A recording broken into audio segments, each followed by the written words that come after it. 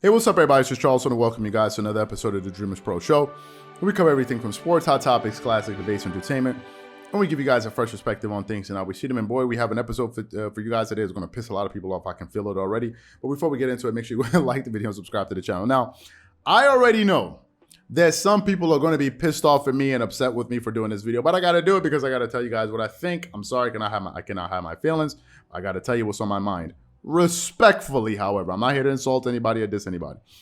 There is no doubt that LeBron James is the face of the NBA. There's no question about this, right? And he's been the face of the NBA, and I would say for the last probably 10 years or so. There's been some players that had an opportunity to snatch that title away from him. I thought it was going to be Zion Williamson, but obviously he hasn't been healthy. So I still think LeBron James is the face of the NBA. Obviously, some people disagree and say maybe it's Stephen Curry. I think it's LeBron, right? So we all know that. And whatever team he's on, that team usually seems to have championship expectations. Why is that? Because the guys have been to 10 NBA finals. Now, there are some pros and cons with playing with LeBron James because of those expectations. There are some serious pros and cons.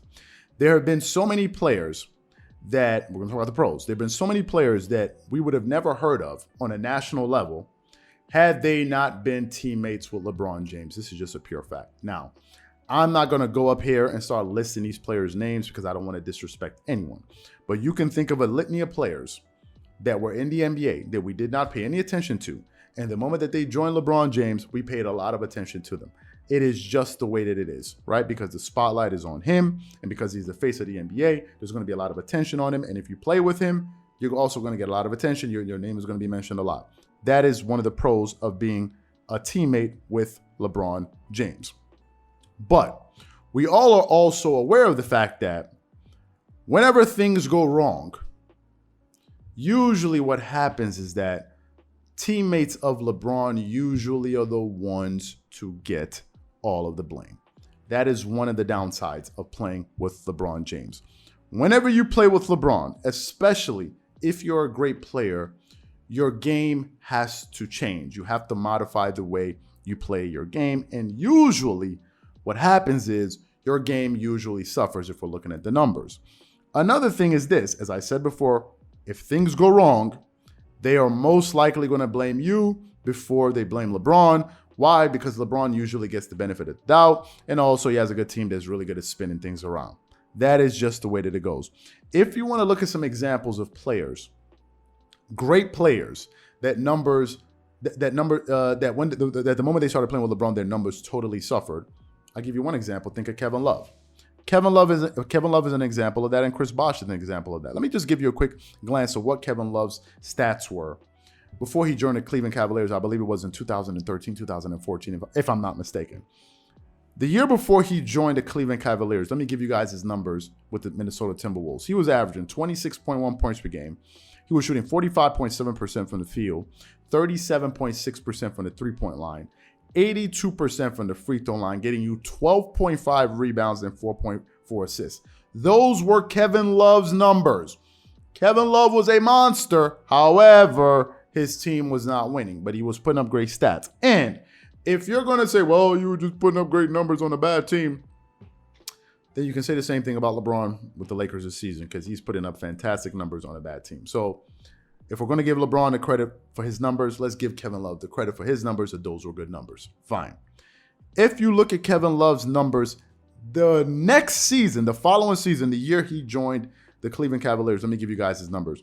He went from averaging 26.1 points per game to 16.4. That's a 10-point drop off in points per game. He was shooting 43% from the field. His field goal percentage dropped. His three-point shooting percentage dropped from 37.6 to 36.7. His free throw percentage dropped from 82% to 80%. His rebounding dropped by 3 rebounds. He averaged 9.7 rebounds that season. And his assists dropped by 50% from 4.4 to 2.2 assists per game.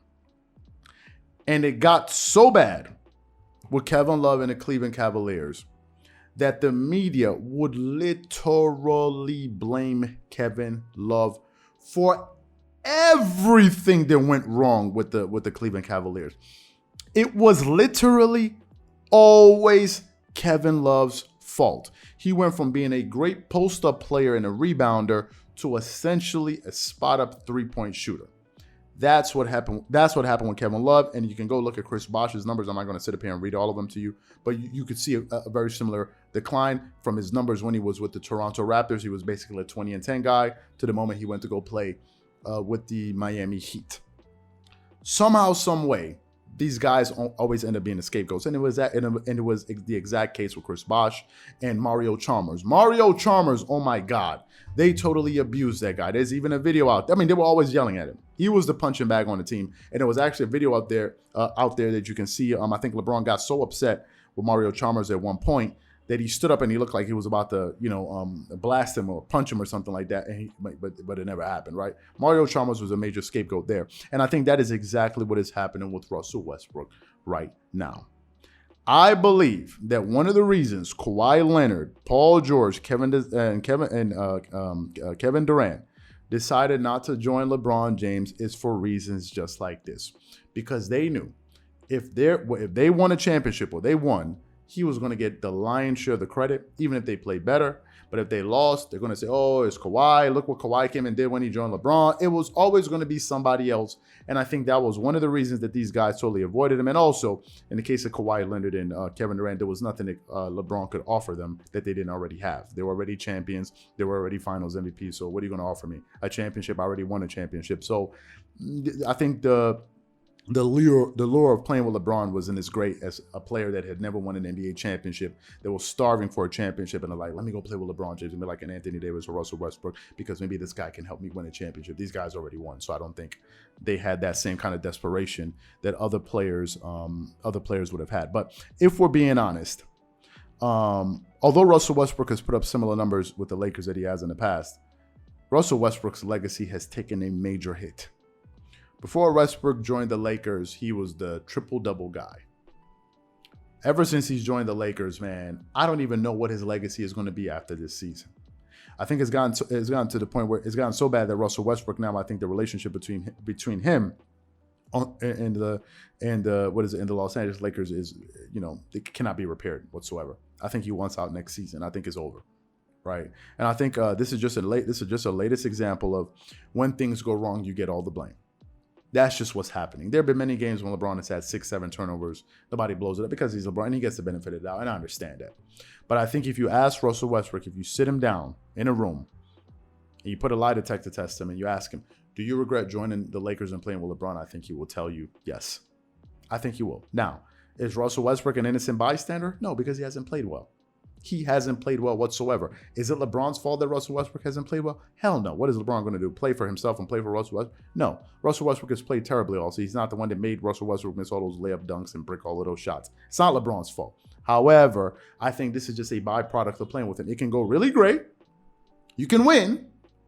But when things go sour and you lose, they go really sour. And I think Russell Westbrook is just the latest example of that. So what I want to know from you guys is, what do you think about this? Whatever you guys think, please leave your thoughts and comments in the comment section. Again, if you enjoyed the video, be sure to make sure you go ahead and like the video and subscribe, and we'll definitely catch you guys on the next episode.